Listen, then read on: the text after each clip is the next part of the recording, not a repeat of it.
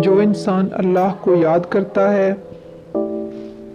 अल्लाह उसकी अक्ल में रोशनी और नूर पैदा फरमा देता है।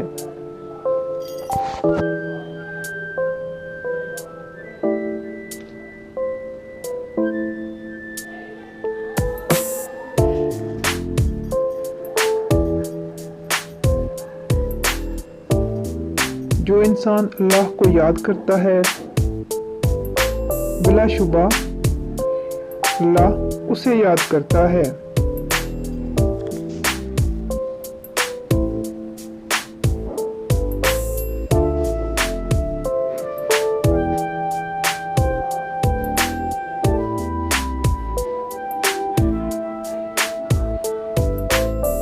याद इलाही बेहतरीन इबादत है।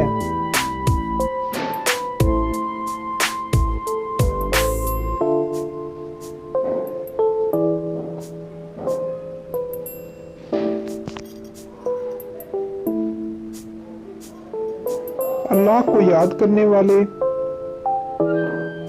उसके खास और मकबूल बंदे हैं।